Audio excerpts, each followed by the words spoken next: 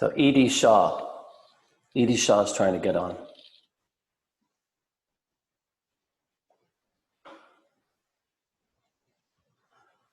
Okay. Sadhgurunath Maharaj Ki Jai. So we begin now. I just wanted to tell you, the mics are, for those of you who might be new, the mics are all muted. And write these things on. The mics are all muted, but there is a function called raise your hand that you'll see in your box down to the right. Is that correct? Everybody sees that little option in the chat window, right?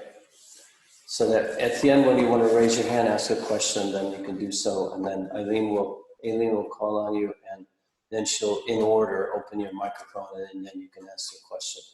But we ask that you purely ask a question and make it very brief, and so I'm not trying to discourage questions, but I'm just trying to be very efficient, clear question, and so that's good for the group, and so there's that aspect of things. Is there anything that I should mention administratively, Eileen? So we're good. So you're muted as well, so everyone's muted. Okay. So we'll start by chanting Om Namah Shivaya for 5 minutes. And I think we'll do it slow this time. We'll close our eyes. Take a deep breath, breathe out. Become present so we can open the mind and let the knowledge of these Pratyabhidna Hridayam sutras penetrate our minds and go into our hearts.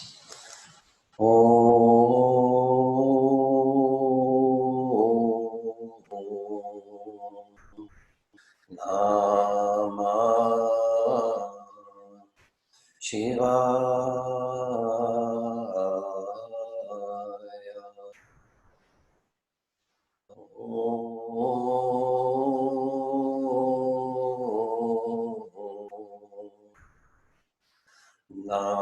Namah Shivaya.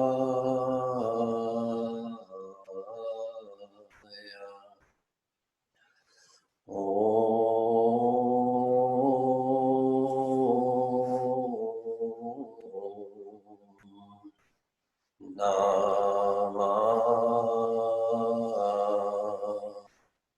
Shivaya.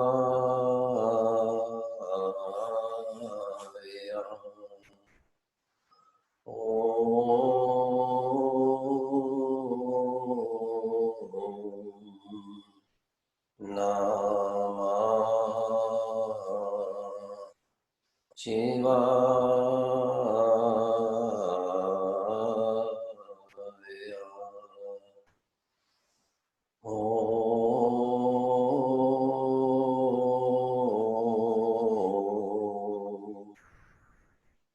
Namah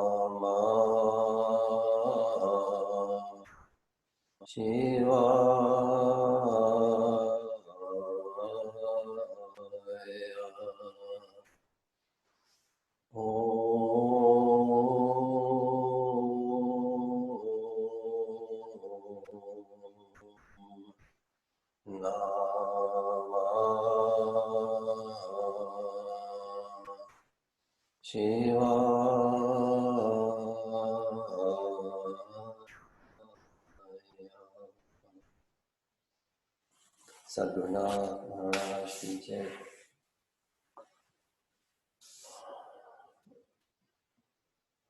Okay, there's Edie. Okay, so we're in our third session, and the focus this time is a little bit of a review, as well as covering the second sutra. We'll continue with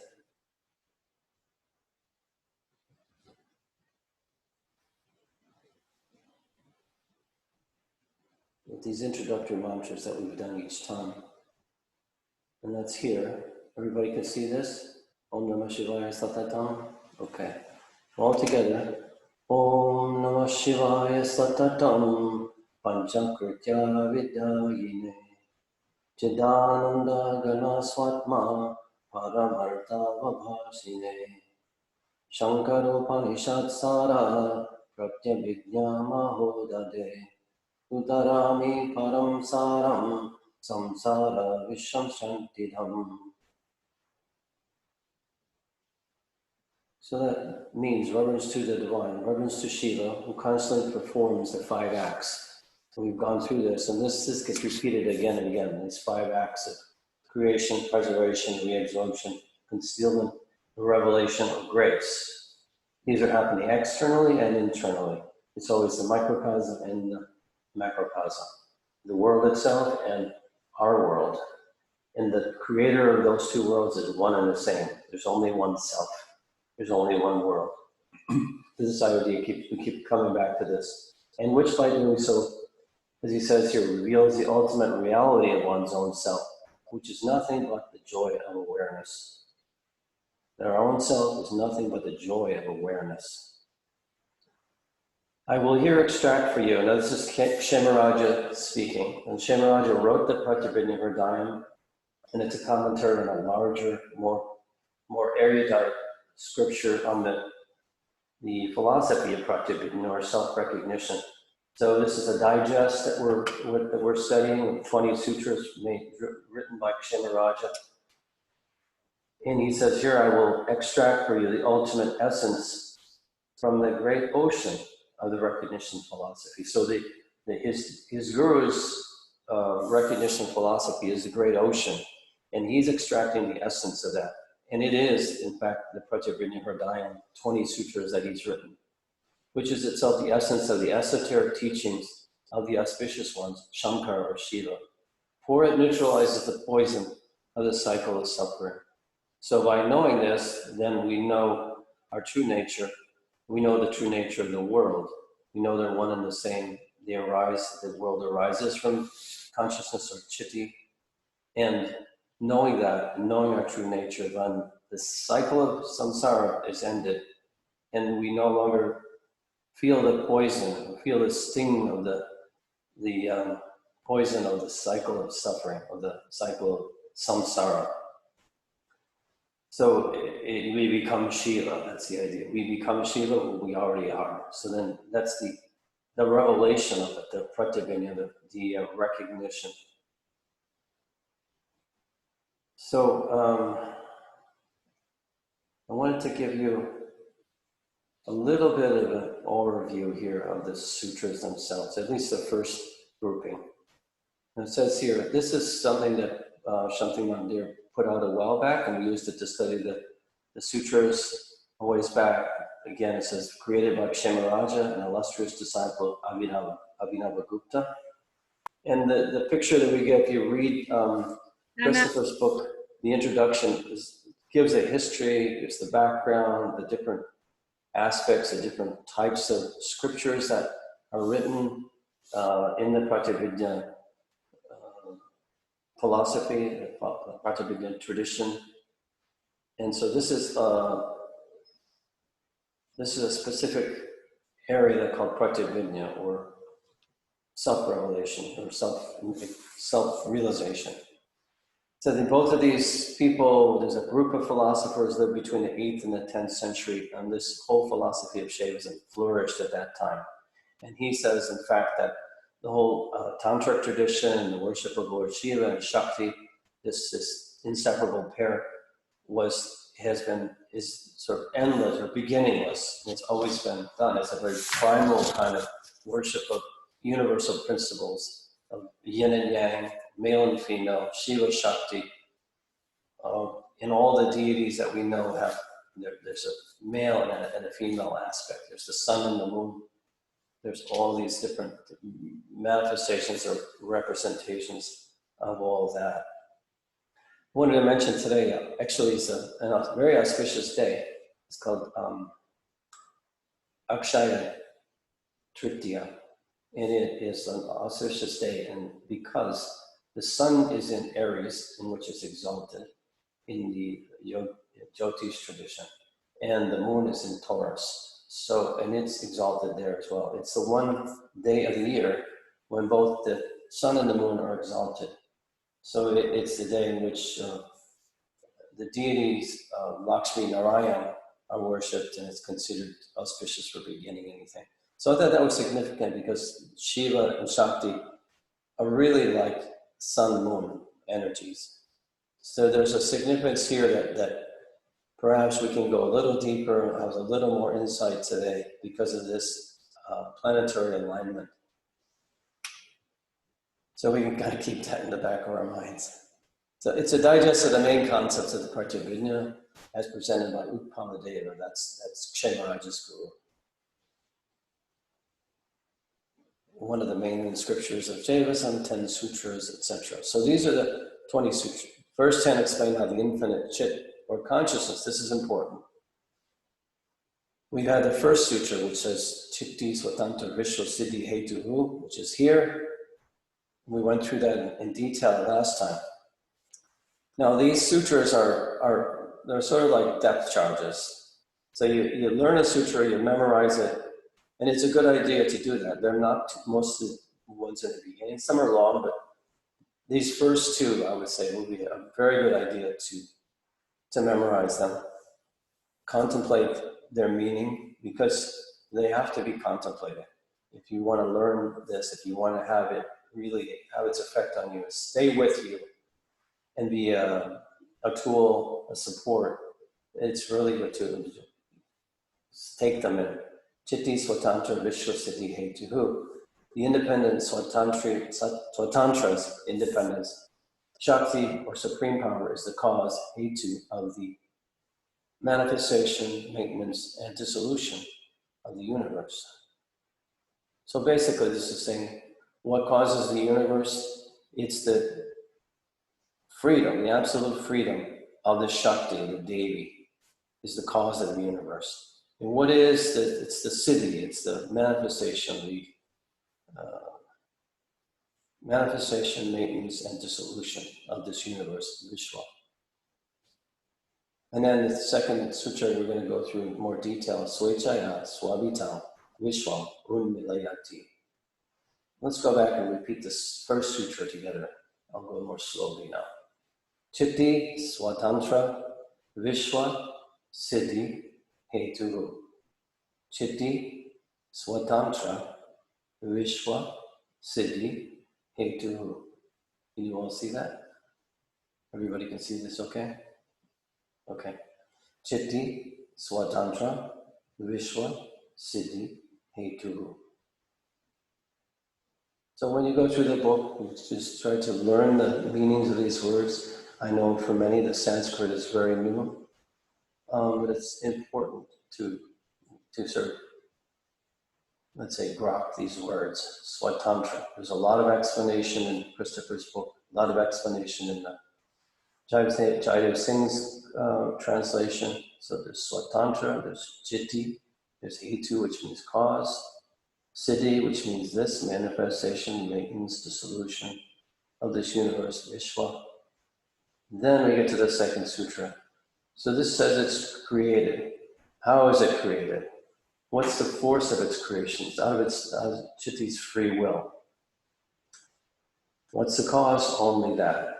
And then this next sutra is Swechaya Swabhitau Vishwam Unmilayati. Swechaya Swabhitau Vishwam Unmilayati. So we can separate these two words right here between the M and the U. Vishwam Unmilayati. Swechaya Swabhitau Vishwam Unmilayati. Swechaya Swabhitau Vishwam Unmilayati. Through her own will, she unfolds the universe on her own canvas, on her own screen. So we get, where is it created? On her own screen. What's it created out of? Her own being. This is unbroken. There's only one principle, and it divides itself in a sense from prakasha from its prakasha or light and vimarsha, which is expression of love and creativity. The universe is always one pole, but it has the passive or static aspect called Shiva, and it has this active aspect, the dynamic that has unlimited willpower and bliss through which the world is created, but it's always within. That's the meaning, the main meaning of this second sutra. It manifests within Shakti, out of our own power, on our own screen, out of our own material. There's no outside material, there's no outside place, because place and material are all creations themselves of the Shakti. So in that sense, it's a non-dual philosophy. There's no outside agency like Maya that creates this universe. The Shakti is complete, total, replete with energy, with creative potential that goes forth as like a spanda or a creative principle that becomes the universe. And we see this in our own minds as well. And that's always a place that Kshemaraja wants to bring us back to. What's the nature of our own mind? This is really the focal point for the study, for the realization or recognition of this, of these concepts, because they're meant to be tools or a means of knowing ourselves. So it's always a matter of introspection. What does this mean within me? Who is Shiva? What is Shakti? So there's nothing apart from those. So this whole world, externally and internally, is an expression of this willpower of the Chitti unfolding the universe on our own screen. So in a sense, it's our own pure self flowing forth as Shakti, manifesting thoughts, perceptions, mind, instruments of perception, thoughts, everything that happens, dreams, waking state, deep sleep state, ego, it's all being created by by Shiva in the form of Shakti. That's the idea. If we get those primary ideas, we've got the whole thing. And that's what all the rest of the sutras will explain, and this is a whole process we can call it involution, that takes place after these first two sutras. Because these are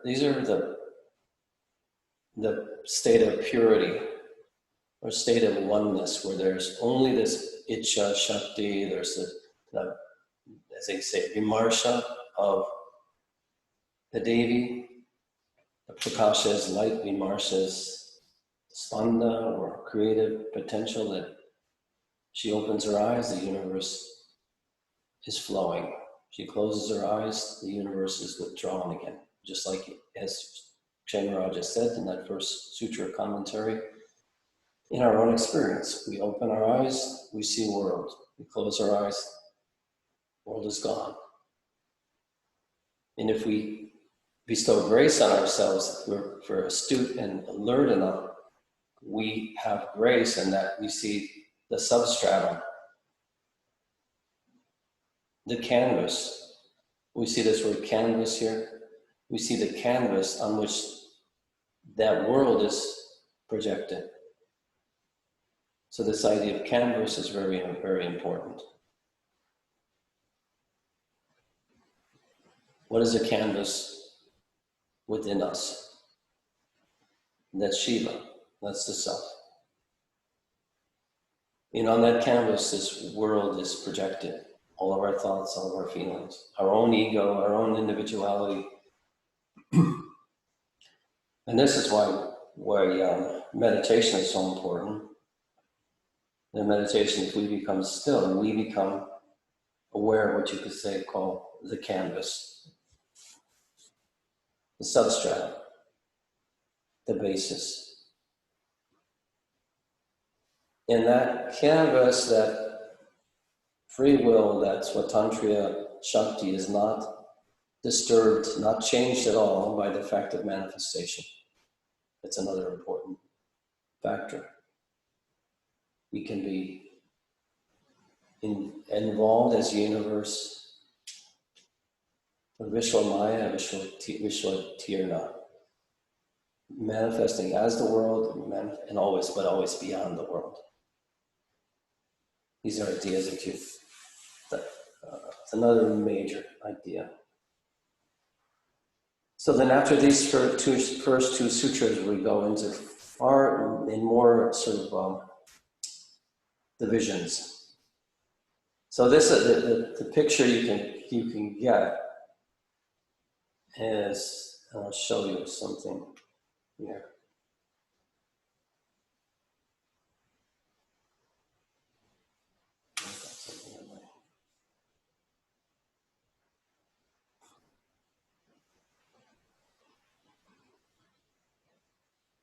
Trying to get these boxes out of the way. Here we go.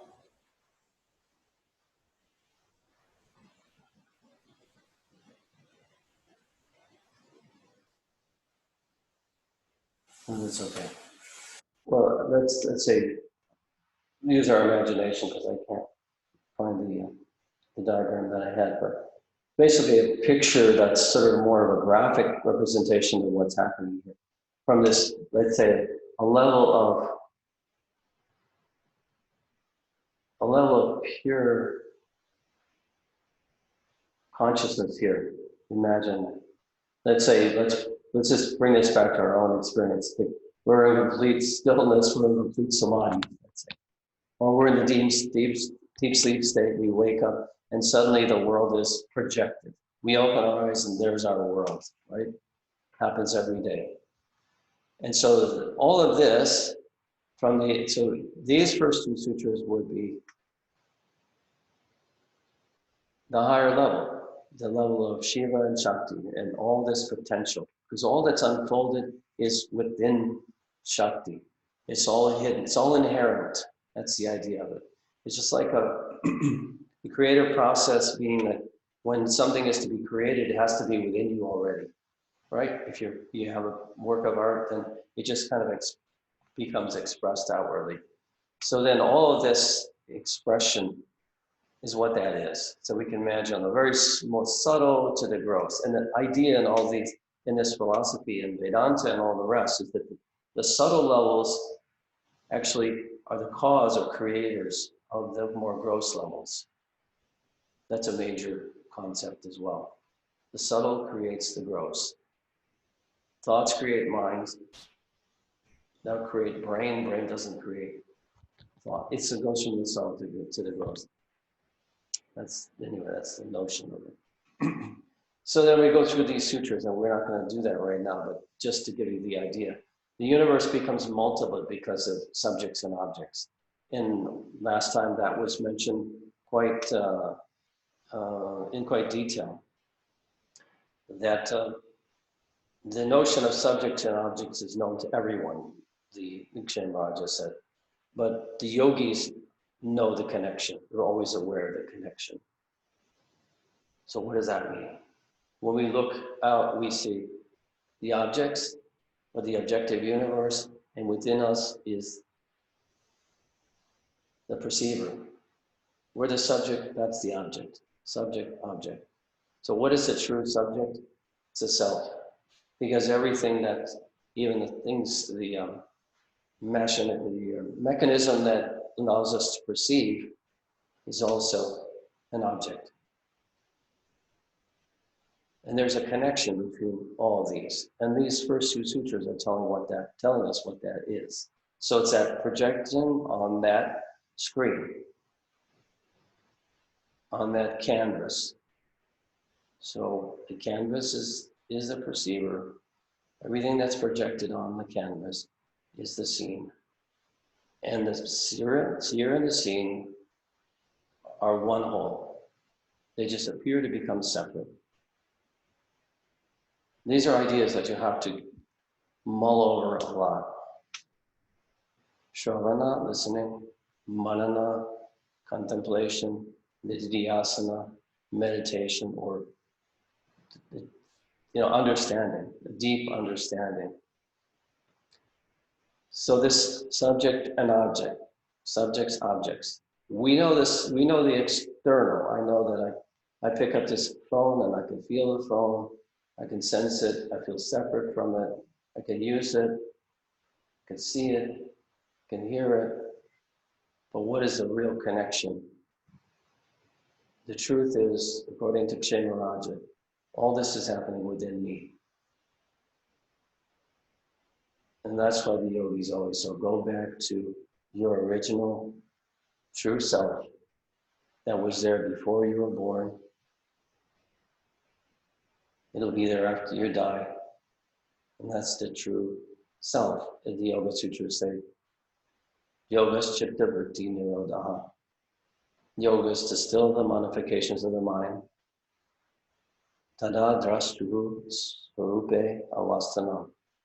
When the mind is completely still, when one is in the state of samadhi, the world is gone, and that individuality is resting in its own true nature. So then subject and object are gone at that point. Subjects is there, objects are gone, correct?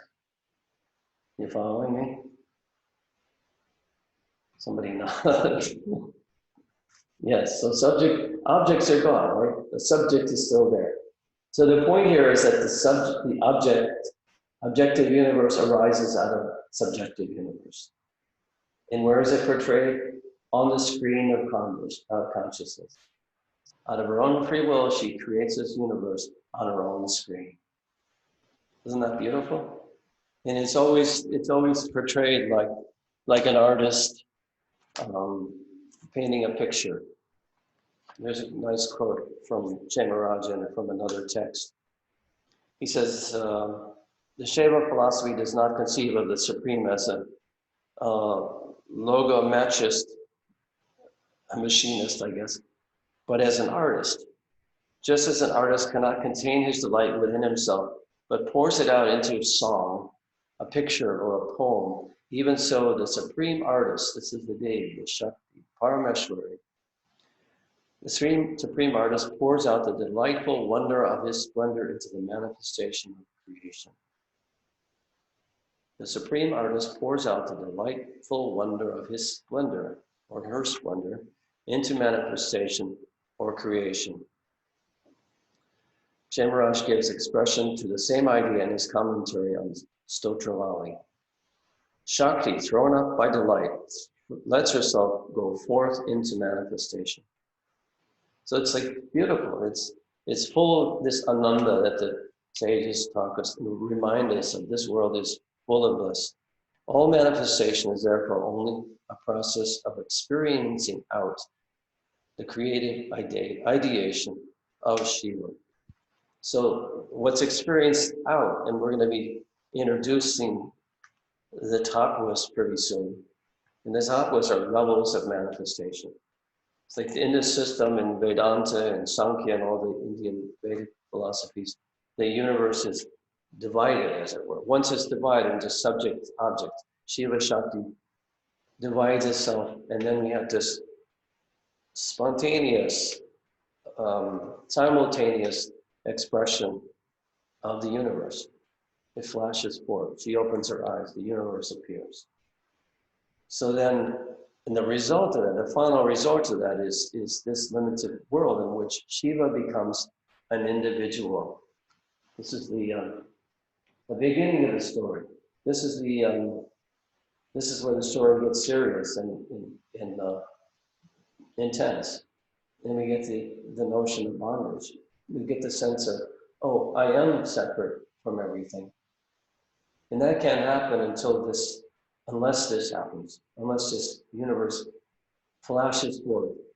Shiva opens her eyes, the universe appears, and it's on her own screen, out of her own free will, not by some other agency, as it says if you're reading the text, not through some other agency, but as her own self, out of her own free will.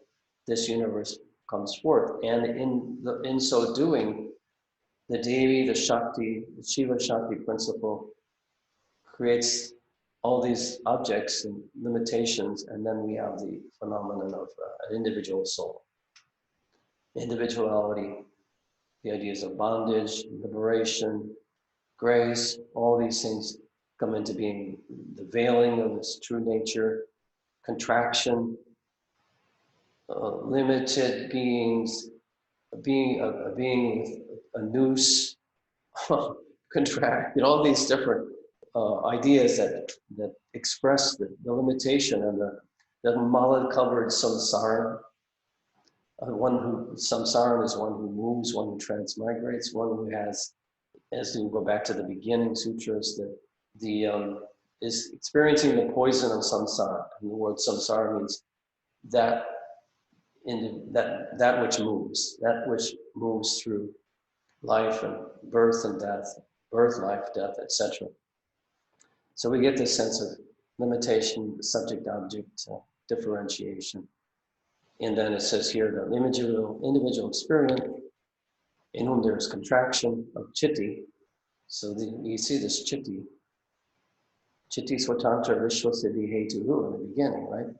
Chitti, out of her own free will, creates the universe, is the cause of the universe, is creation, maintenance, destruction, right? You following? So it's a natural and very logical, and the thing that I really, when I first came upon this, I thought, this is fantastic. This is a map or an archetype expression of how the universe works that really, really makes sense. So the individual experience in whom there is a contraction of chitti has all the universe as his body, but in a contracted way. So all the tattvas, all the principles are within our body. So again, it's this idea of microcosm and macrocosm. So, in other words, in whom chitti is contracted, it says. And then the next sutra is chitti alone, who by descending, so there's this idea of descending, that idea of flashing forth upon our own screen, it's this notion of descending, because the descent is from perfect oneness with Shiva, right? Beautiful, beautiful, perfect oneness. And when someone goes back through, they ascend to different levels of consciousness. You go back through and experience these levels, they'll no longer sense a sense of difference between themselves and their world. They're ascending, but here they're descending from the stage of pure consciousness. And this is all an appearance, because the idea is nothing is actually happening to Shiva. And Shakti never actually contracts. She never loses her swatantriya. This is a play. As Baba said, this is a play of consciousness. This is a movie, and here's the plot being enacted. And now we've got trouble, right? You guys still with me? Now we've got trouble because we have the hero is in kind of a jam, right? It's a problem.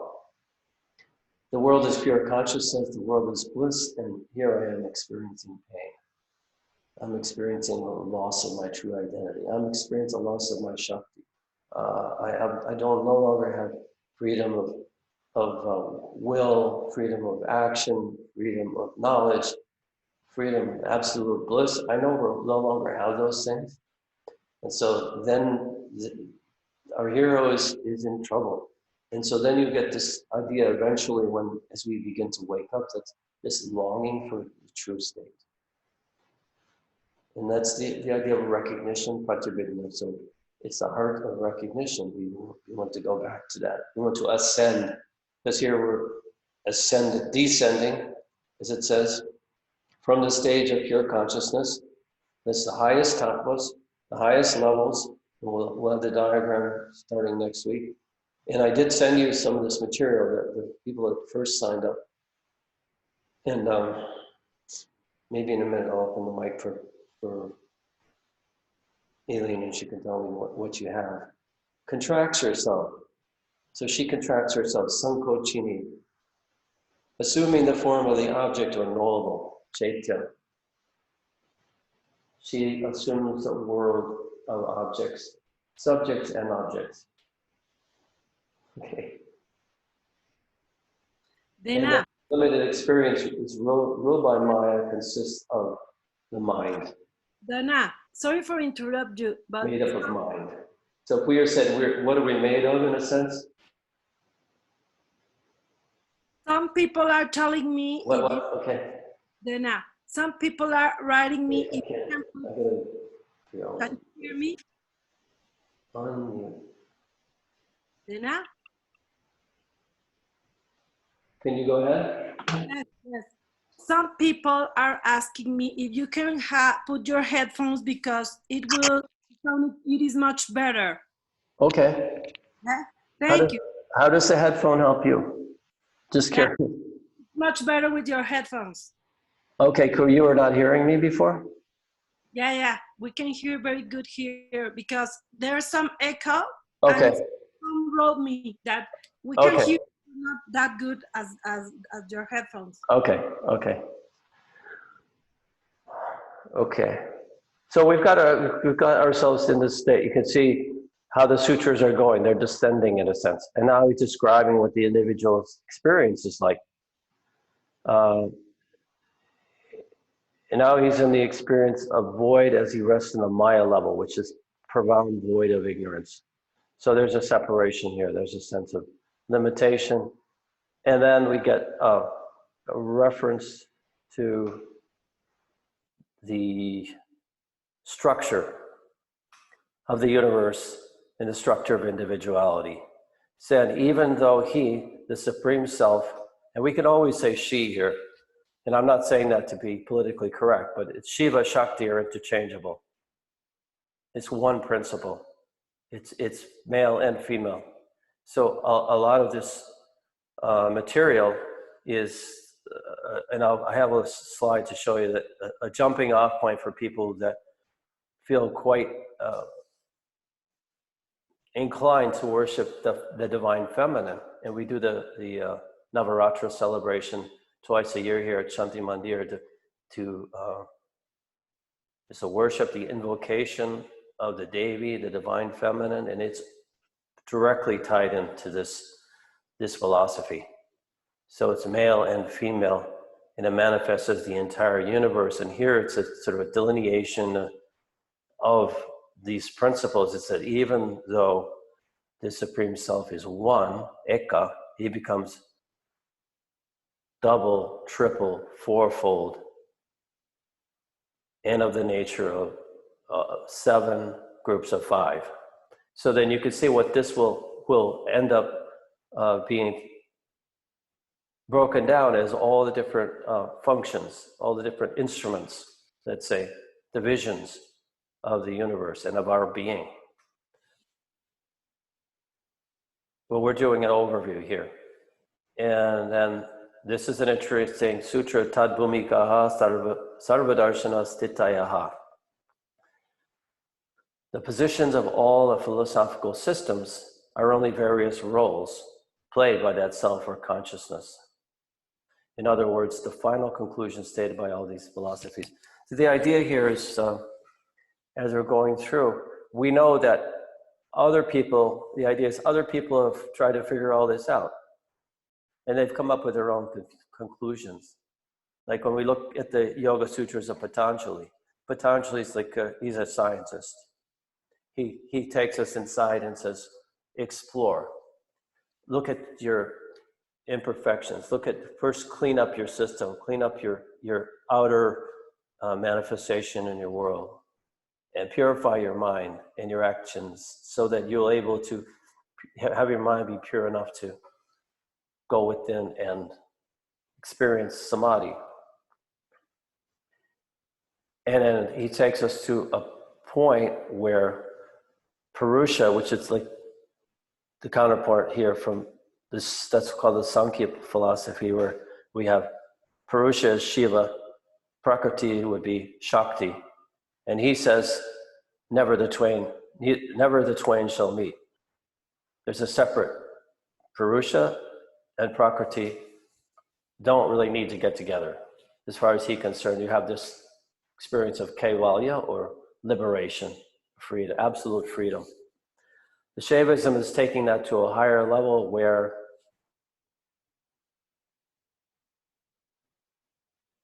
where we have the unification of Shiva and Shakti.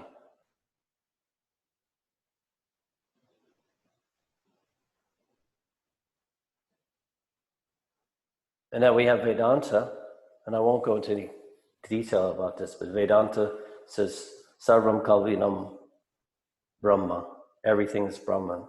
But in order to create the universe, they postulate, say only Brahman exists.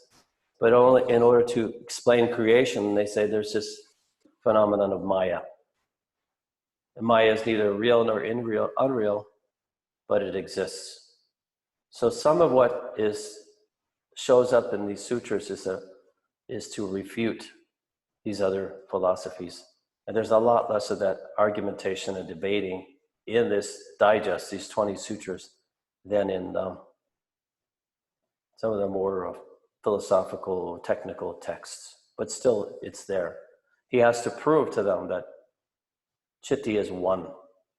There's no difference between Shiva and Shakti. There's no outside creator.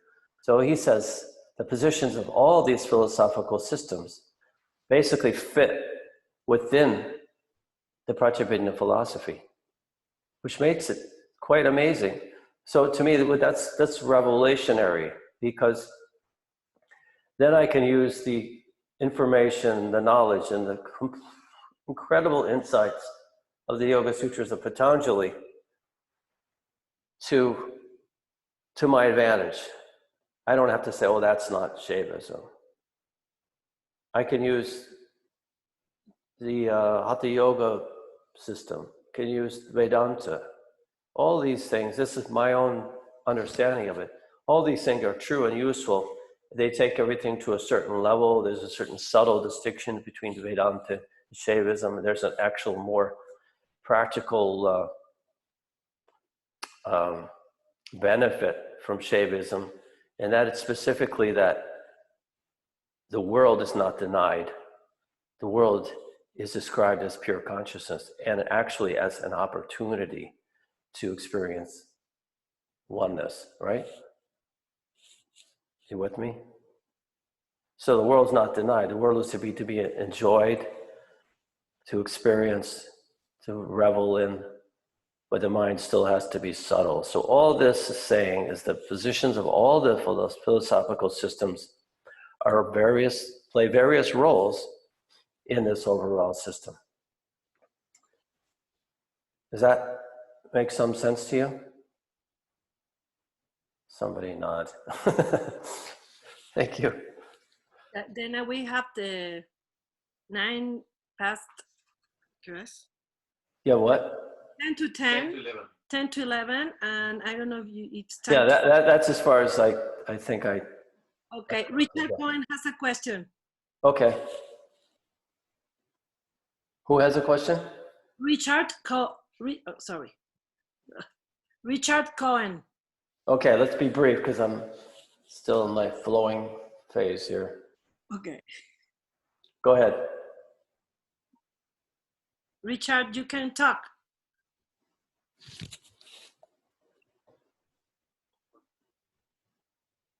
We can't hear you.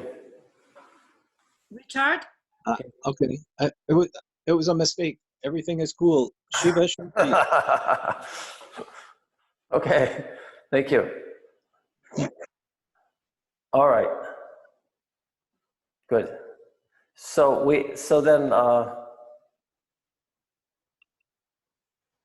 get to this 9th sutra, and I'll tell you that when Baba was in Santa Monica and Miami, he gave talks on some of these sutras. I think it's number 6 through number 10, and I have transcripts of those talks. So I'll be reading from, when we get to these sutras, I'll read some of what Baba said about it.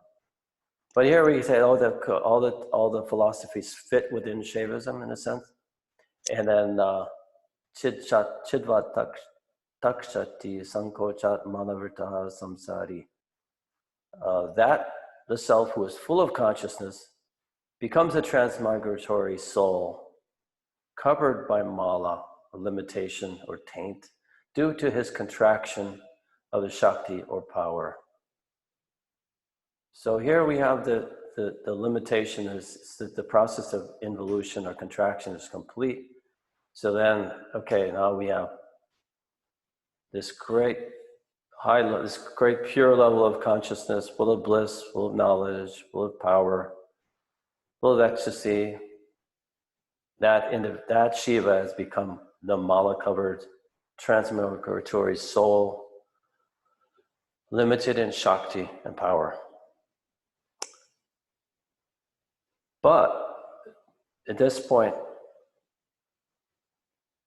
the Sutrakara Kshemaraja, the reciter of the sutra, says, at this limited stage, is there any sign by which we can still recognize that that's Shiva?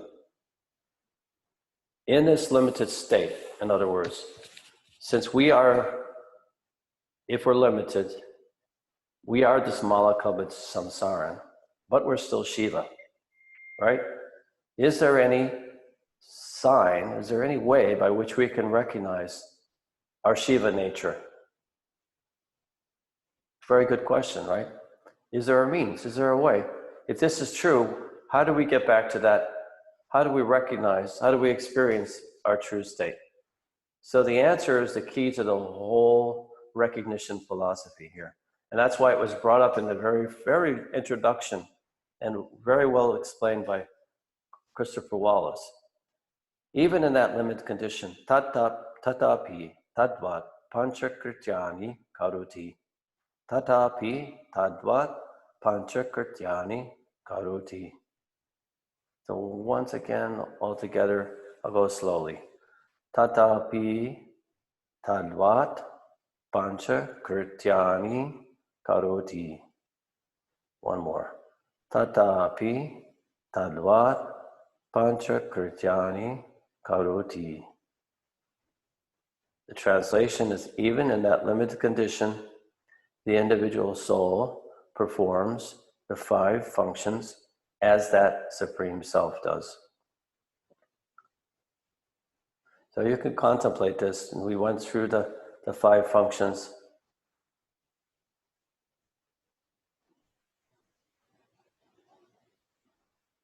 And what we know is that we create, creation occurs within us. And this philosophy is saying that the true creator is our pure self, the self that's experienced in samadhi. It's created through the mind. So there's creation of all these images and thoughts, experiences. There's the maintenance. There's the dissolution, when another thought may arise, another image. The 4th function is vilaya, as it says here, obscuration or concealment of his essential nature. So these are the first 4 actions that happen continuously through creation, maintenance, and reabsorption, and then reemergence, more maintenance, more reabsorption, help over and over and over again. This 4th function is occurring continuously, vilaya, obscuration or concealment of essential nature, right? The mind is continually like a cloak that's hiding our true nature. Anugraha is divine grace, which draws or withdraws the veil of Maya or delusion.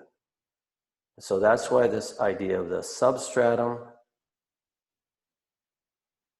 which is, again, we go back to the sutra, the canvas on which the world is projected by the Shakti. We go back to the substratum, not the content of our mind, but we could call it the context of our mind. The stillness from which all activity arises. That's a great concept. It's a big concept in itself, that all this activity of the mind, which creates our world, maintains our sense of limitation, all arises from that self. That's why Ramana Maharshi always recommended to ask the question, who am I? So they would go back to that stillness, and that's where knowledge arises, and this kind of understanding occurs, and then we have this function, the fifth action, anugraha, or divine grace.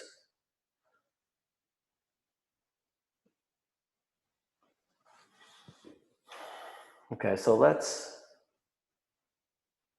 we've gone through these first 10 sutras, and the next 10 sutras shows us how we go back. And we'll go back to the second sutra, although it's already 11 o'clock. So let's just let's do a little bit of contemplation and silence now. Let's close our eyes.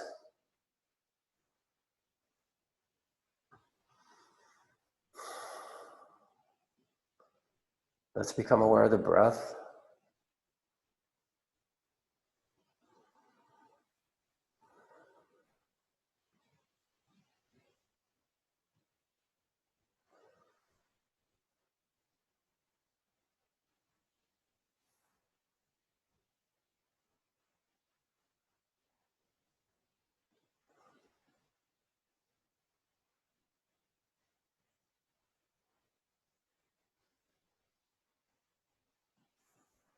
Let's be aware of any thoughts that arise.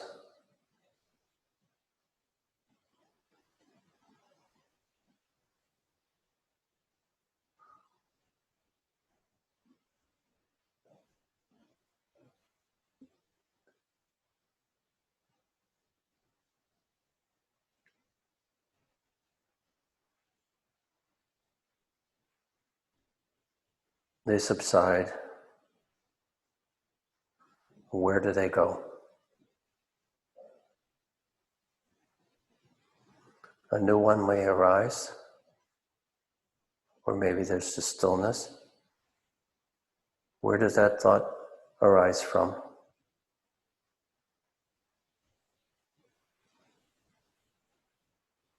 Let's see all the thoughts as chitti, consciousness.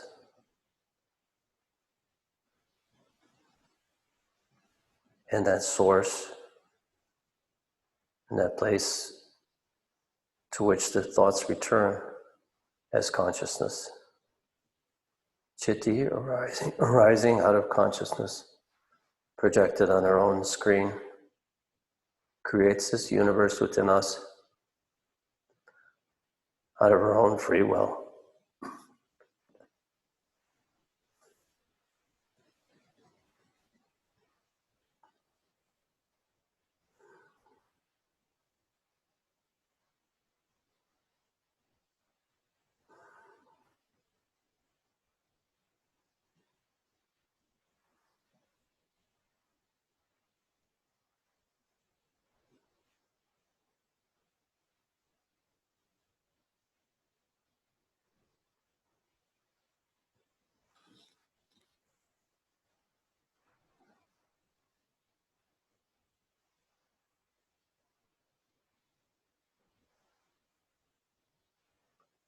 Let's bring our awareness back to the breath.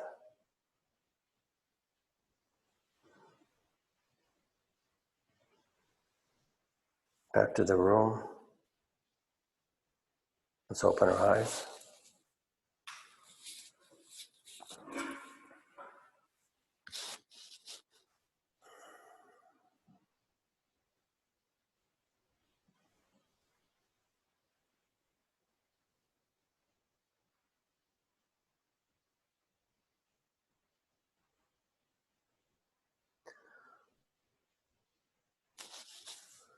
So before I have questions, there's a poem by Tukaram Maharaj.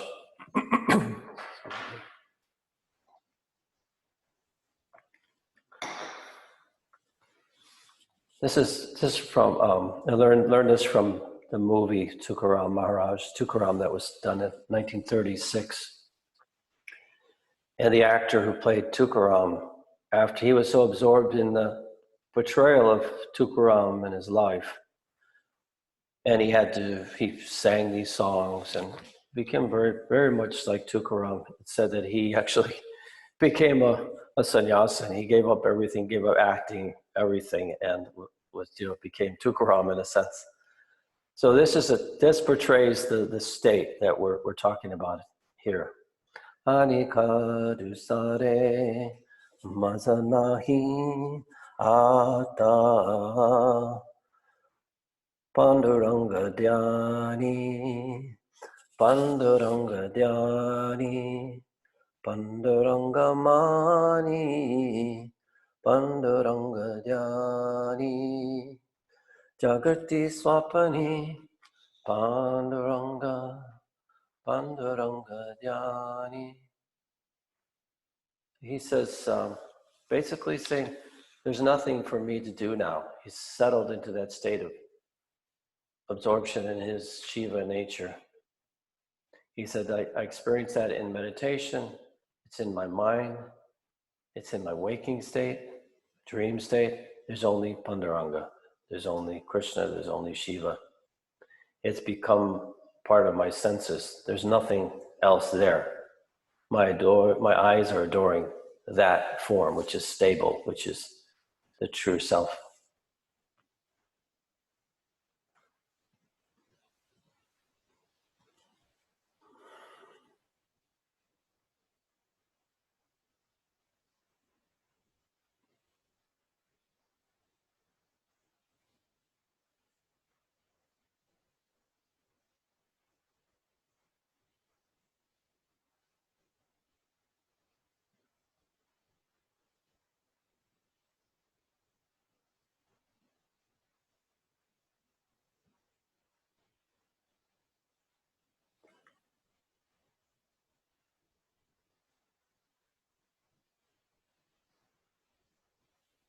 Okay, here we are.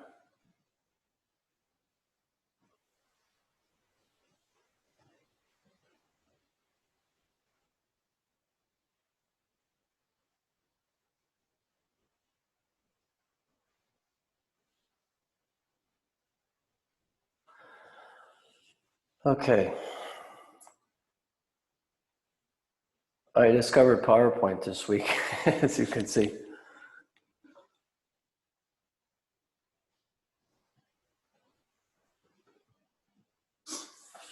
Anyway, I had all these slides and we didn't get to any of it. So I hope this is a fun exploration of the first 10 sutras.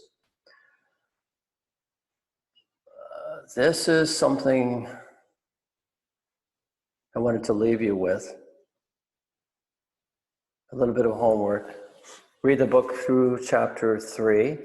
We're going to go more detail in chapter 2, or the second sutra. So even if you get to that sutra, the second sutra has the shortest commentary. It's the simplest and most succinct, but has very, very important ideas and concepts in it, are very fundamental to the Pratibhijna. And let's contemplate the creative process within ourselves. What we just did now in our dharana. What's the quality of your experience? Who's the creator within? Where does our experience arise from? What's the quality of that experience? Is it peaceful, full of joy, insight? Is there awareness of oneness? Is there connectedness between subject and object in your universe?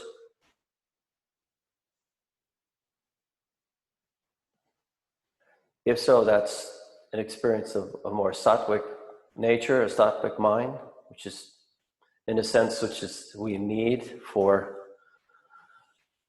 to understand these concepts. It's a state of purity, a state of compassion, openness, expansion.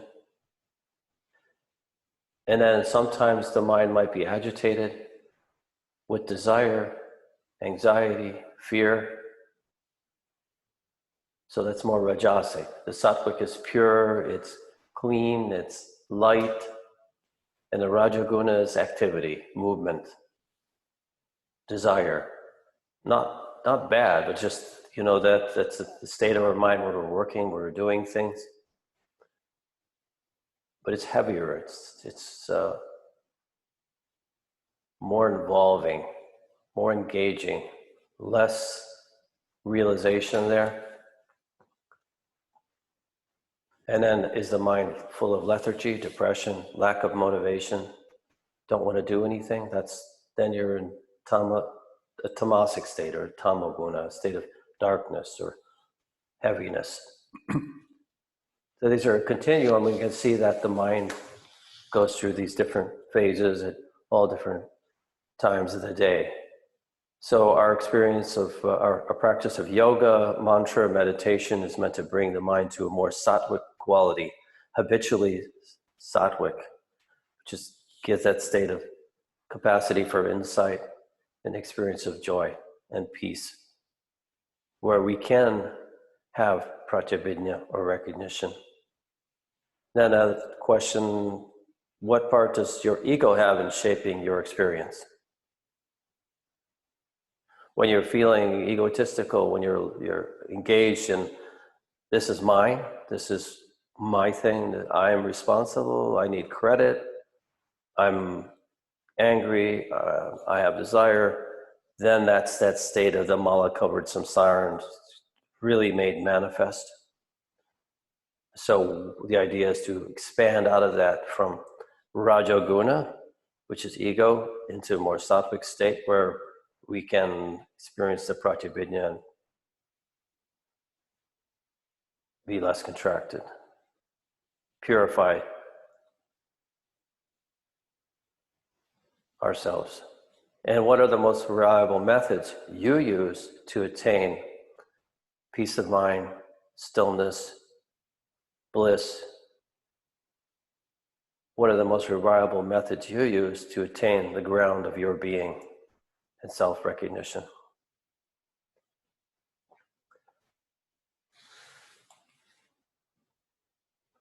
Sadhguru Maharaj Ki Jai. So we can open it up to questions.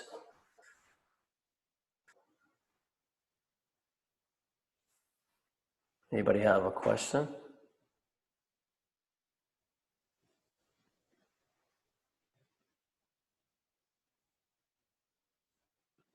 In the, you can see the chat. They're asking in the chat. Okay, can you read them, please?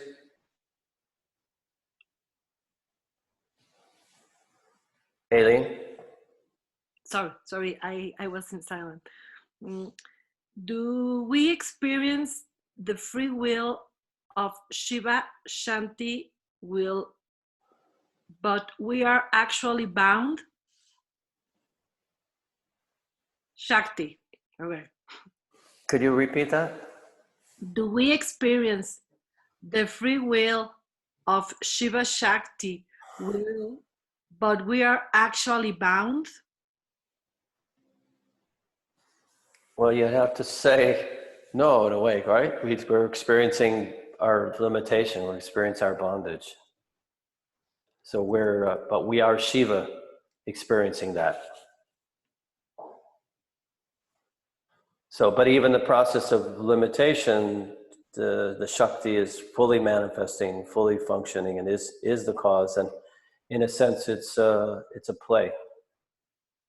So having involved and contracted, and the mind has become chitti, descending from the plane of pure consciousness, contracts and becomes the mind, and we have the object of perception and the seer and the self, or the ego, perceiving and feeling separate and different, or I want this, I don't want that, I get agitated because I don't have it, there's too much, there's too little, I'm afraid of people because I'm threatened. It's all based on this limited identification with the body and the mind, so on, right? And if we shift that identification, then we're suddenly realize our true nature. So then the game is over. We experience that oneness. We experience, oh, this is not different. There's nothing to be afraid of. This is, as Baba said, this is a garden of Shiva, meant for a gentle stroll, not meant for animosity, ego, fighting. This is all reflections. I see my own reflection. So that's the state of knowledge and awareness. It is Shiva through his Shakti projecting this world on her own screen, like an artist projecting all that. She projects herself and limits herself and becomes this limited being. So it's still Shiva doing that, but in that limited state, Shiva forgets his true nature, or appears to forget his true nature, and experiences bondage and fear and limitation and sorrow and the pain of samsara. So then you go back to the introduction where Kshemaraja says, I am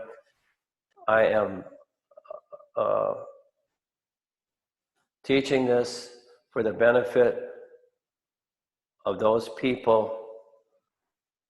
And these are the qualifications that, or who he's teaching this to. He says, this is a question I asked myself, who is Kshemaraja speaking to? The rare devotees who are practicing remembrance, whose mind are childlike, innocent, open, kind, not well versed in logic and dialectics, but who nevertheless long for samavesha, or union with God. They have mumukshutva. That's one of the qualifications for a disciple in the named or listed in the Viveka Chudamani of Shankaracharya of Vedanta. The qualifications listed there are also necessary here. Everything is implied, the preparation, the readiness that for which one has to have in order to understand this and to utilize this as a tool for samavesha are the same. So these people he's talking to are longing for samavesha, longing for samadhi, longing for union with God. They're asking, they're wanting that. He said, and that longing continues to grow due to Shaktipat. So the Shaktipat's necessary, and the Shaktipat launches us on the path. So the simple answer is we still experience the limitation, but it's Shiva experiencing limitation, and it's Shiva himself that will reveal his true nature to himself. Because there's only one. There's not more than one self. There's only appearance of that. There's only one self. There's only one energy. There's only one subject in this entire universe.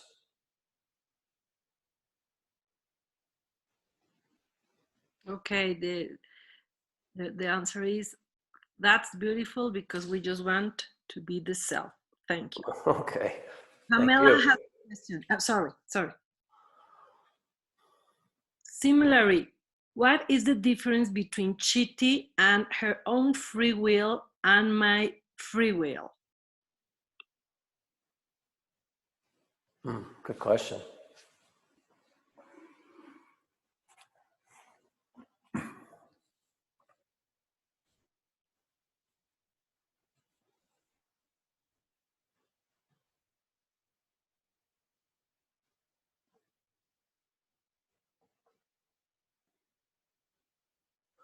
Okay, so this is the sutra number 1, where free will is first mentioned. Chitti Swatantra. So this idea, Swatantra, is absolute free will, absolute bliss, absolute power. And so you can see through Chitti's, at that level of pure consciousness, oneness with Shiva, through her spanda, through her Shakti, she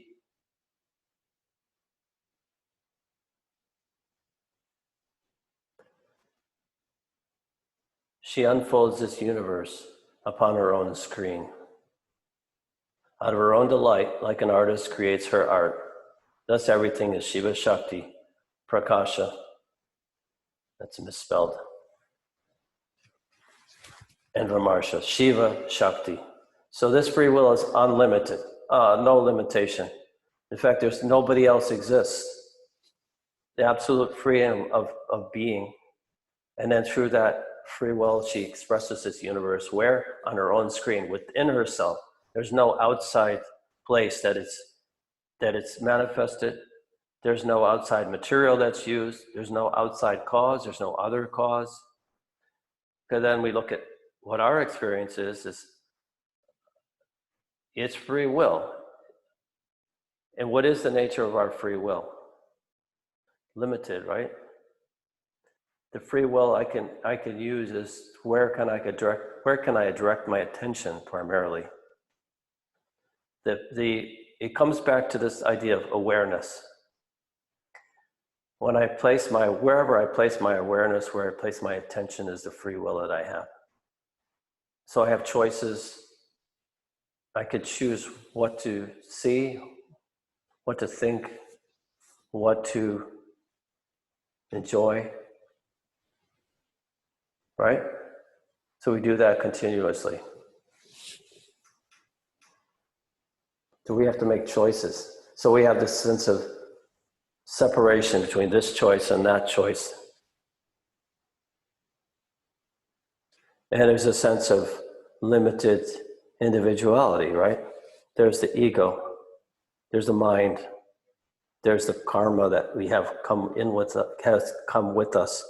There's the propensities or the inclinations, that conditioning that will push us towards liking one thing, disliking another thing. So all that gets contracted in a sense of, I am making this choice. This is my will, and I want to exert my will. So you can see the difference in that type of will. It's divided, it's contracted, it's limited, it causes me pleasure or pain, depending on where I direct my attention or what I want. And it comes down to, I want this, I don't want that. This is called raga dvesha, attraction, aversion. And the mind is always going back and forth between attraction and aversion. So I'm exerting my will to either want something, attain something, or to avert something. Please don't let that happen. I'm afraid that this is going to happen. Or don't take this away. That's another form of aversion. Don't take this from me. I want this. I need this. This is mine. So there we have the will being, the quality of the will of the individual, right? We see the difference in the quality of that will. It's just a meager kind of puny sense of me that it's like, what an incredible fall from grace in a way. When Shaivism, Pratyabhijna is just saying, recognize, as Baba said, never think small of yourself, never be limited, don't become attached to everything. The Yoga Sutras say, raga, dvesha are the causes of the agitation. And through practice and detachment, the will becomes purified. So what is it that we should desire? Where should we project our will, which is desire? We become detached from the mind, and we become attached to the self. So it's a two-part thing. Abhyasa is practice of attaching ourselves to our true nature. Detachment is detaching ourselves from that which is not our true nature. Ultimately, we know it's all consciousness, but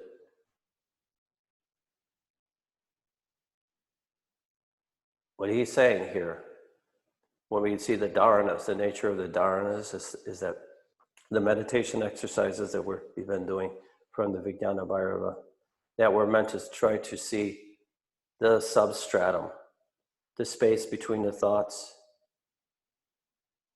So we're letting go of our willfulness and our ego and our agitation, and we're going to ground, let's say, going to self, going to Shiva, going to our own true nature. So the will of the individual is some free will. It's very, very important that we exercise that will. That's the mumukshutva, the desire, the will to know God. So Ramakrishna used to recommend, he said, when you're living in this world, you should always hold on to God with one hand. While you're working, you you remember God. And then when you stop working, you hold God with two hands. So this is the exercise of our free will.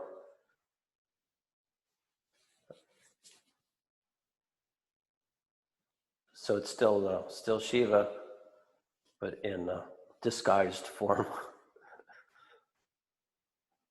So this idea of recognition is the way out. It's the secret. But it takes a lot of work. You can see it still takes work. It's not a magic potion, but it is magical.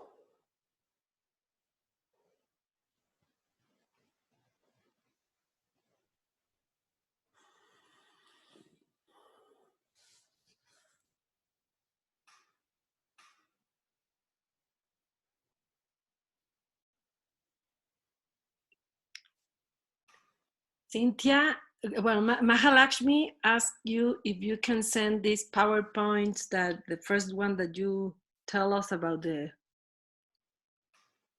what you were explaining, the first ones. This one here? No. The first ones. I think there was chapter 3. Was it from PowerPoint or was it the sutras? It was the first one that you show us, and when that one that you explained the gunas, the satvik, and Okay.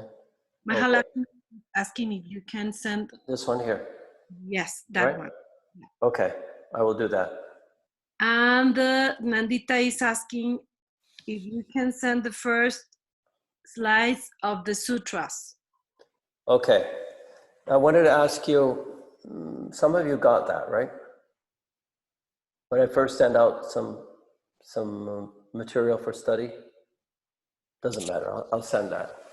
That's easy. Okay. Mangala isn't just our views or concepts that perceives chitti as contracted, when in fact it isn't it just our view or concepts that perceives chitti as contracted, when in fact it is not contracted.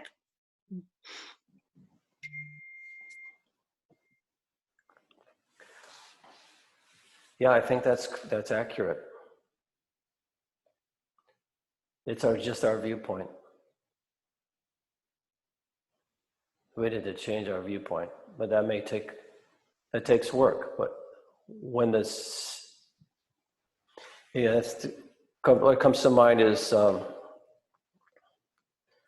one of the early experiences of samadhi that Ramakrishna had. Apparently he was walking in a field and he saw a flock of crows or blackbirds fly across the sky. And he was captivated, just hypnotized by the beauty of that scene. And he went into samadhi. There was no limitation. Limitation was suddenly gone. So from a state of, let's say, relative contraction, his ordinary state of consciousness, it's like suddenly, in a moment, he became aware of oneness. So it is just our perception. It's just our state of mind. When I was in India, there was a conference of Mahamandalaswaras that were speaking. They each took their turns speaking when Gurudev took his turn, and one of the Swamis said it's my idea of Maya, or that which limits consciousness. He said it's only this big. It's only here. It's only in our outlook.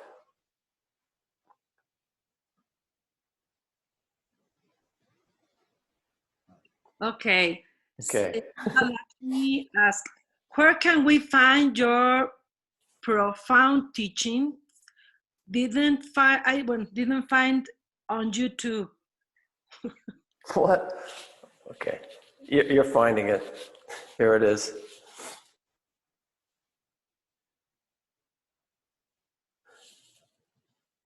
Well, the workshop's going to be, the tapes, the audiovisual will be posted on the Shanti Mandir website, probably by Monday. So the first tape of this last session would be the first tape in the group because the first one didn't get recorded. So that's already up, and so this one will be uploaded as well.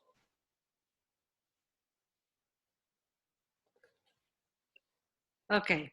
Mary asked, how can we act anugraha if we are not the guru, if we are not established in the self? Could you repeat that? How can we act and sorry, because I don't know how to say good this, but anugraha, if we are anugraha, if we're not the guru, if we are not established in the self? Well, I guess you could say that anugraha happens. Nobody performs anugraha. Anugraha is one of the functions of Shiva. Just as all the creation, maintenance, dissolution, concealment, and finally grace, where the true nature of things as oneness occurs. Like the veil is lifted, and like Ramakrishna's experience is like pure oneness, pure stillness, pure bliss. The underlying true nature of the universe is revealed. So that's a spontaneous experience that doesn't happen by our own will. And even a guru doesn't perform grace. A guru may be a vehicle through which grace occurs. As Baba said, the guru is the grace bestowing power of God. So the power of grace is what's contained within the Pratyabhidya Hridayam. It's contained within this teaching, and it's what Baba gave us. So grace is there for us in the form of the awakened Kundalini, and it reveals truth to us, and that's grace. So we don't have to be a guru to have that. We just connect.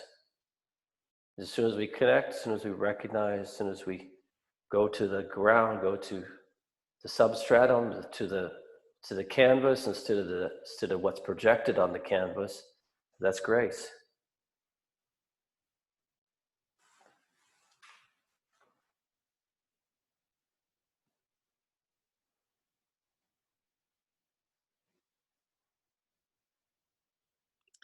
Pamela just write down, Mary said to you, gracias. And Pamela, I think that she was just right when you were talking about her question. And she asked another question of that. And she asked, so Chitti is unlimited and I am limited? No, you're not limited. You're unlimited. We might believe we're limited. We're convinced. We're absolutely convinced we're limited.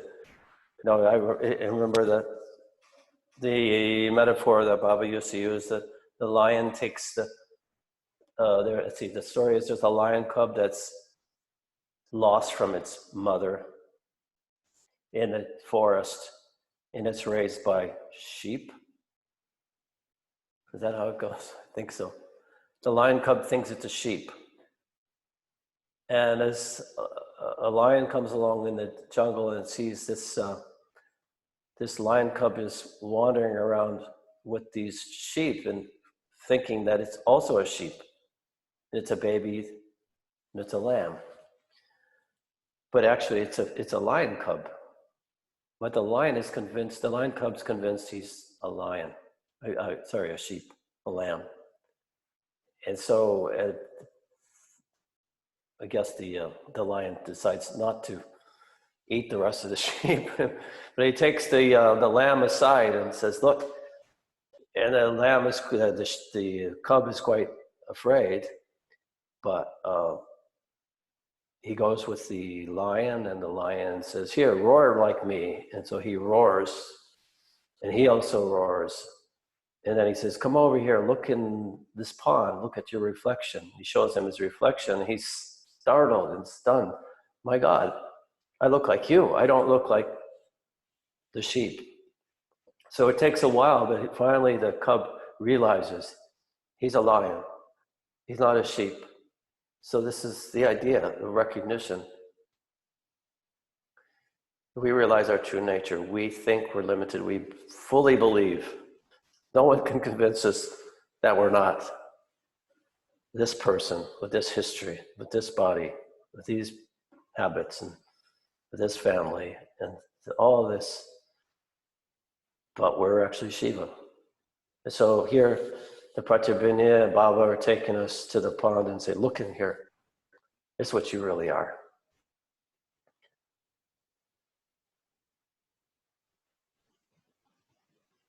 Okay.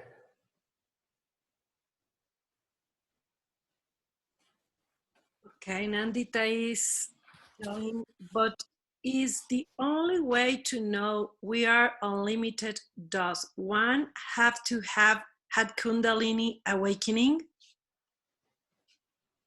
Yes. Yeah, Baba said the same thing. He said you need to have, this is very, very important to have to have awakened Kundalini. Now this doesn't have to be dramatic. Everyone has different gradations of there's, really intense, middle, and less. But once it's awakened, it's awakened, let's say, by you have more love, or you have more awareness, or you want to know the self. There's an interest in, it can be quite subtle, or it can be the whole roof gets blown off. But it's there. Once you're touched, once you're in the company of the Guru for only a few minutes, then your Kundalini begins to rise and awaken. I don't think it's something, if you haven't had dramatic experiences, not something to worry about. The main thing is to keep working and keep focusing, keep studying, keep practicing, keep remembering. The yogis, the saints all say, remember God, remember God, remember God. That's one of the qualities that Shemaraja, when he says, who are we? Who are the people he's offering this to? He said, rare devotees who are devoted, bhakti bhajana, through the remembrance, prayer, mantra repetition, and chanting, whose minds are childlike, innocent, open, kind, may not be well versed in logic and dialectics, who long for liberation and who have had some level of Kundalini awakening. And this is not necessarily, it's not exclusive to any particular yoga. We say many saints from different traditions. That's just no division here. Shaivism's not saying this is a religion, this is my religion, this is your religion. It's not divided. So, but the awakening of consciousness within us is necessary for the unfoldment, because it is Shakti that creates the limitation, and it's Shakti that takes us home, reveals who we really are. Because remember, there's only one. There's only one seer, there's only one creator, and we are all that. That's the whole concept.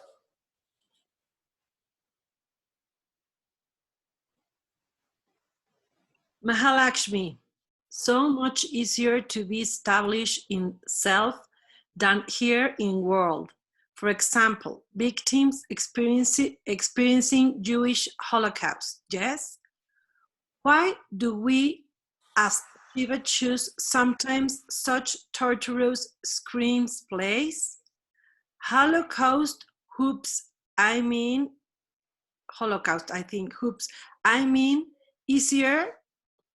easier to be in self at ashram than in the world. Okay, good. Is that a question? Is there actually a question?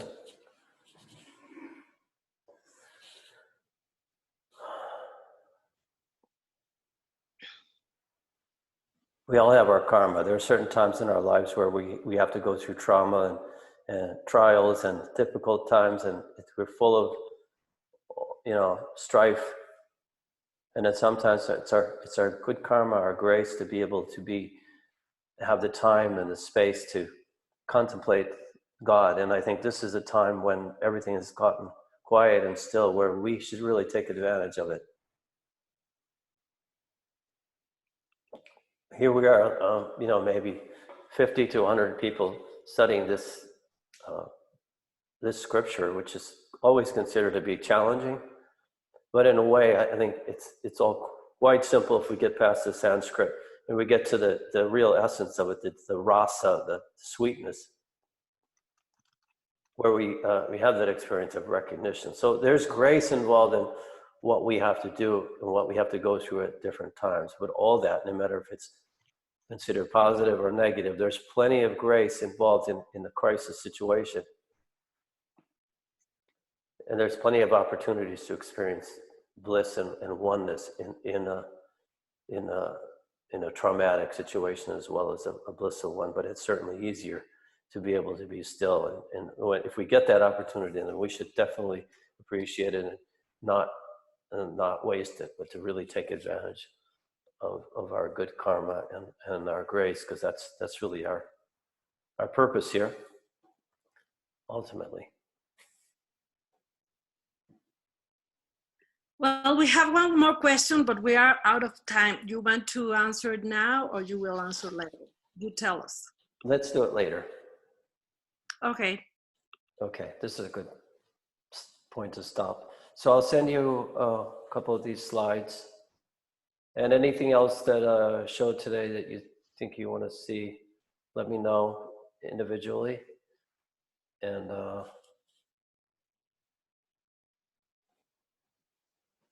this is for further contemplation. You could even take a picture of this if you wanted to with your phone. You got the idea. So really, a lot of this really talks about this idea of Chitti unfolding the universe on our own screen. There's a really important concept in it, but the idea of that principle that is unfolding something within herself without any outside agency is all that's being said there. And that's a blissful experience, like an artist would create a painting out of himself, her own self. No outside material, no outside cause, all contained within Shiva. Okay, well, thank you very much for being here today. And keep in touch, and we'll see you next Saturday. Be healthy. Thank you very much. Sadhguru Maharaj Ki Jai.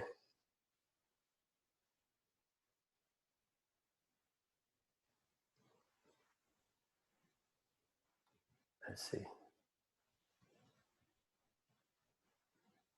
Aileen, can you open all the, let's see, if I stop to share, I can see everybody then. Hey, thank you, Dale. Bye. Bye. Bye. Hi, Mama. Thank you. Thank you. It was so wonderful. Oh, thanks for being here. Thanks. Thank you. Thank you. Thank you. Thank you. Bye-bye. Bye. Have a good week. Okay, bye, good day.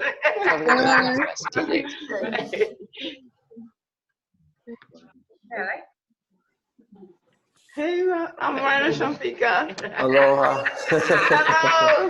Rebecca. Nice. Okay. Bye-bye.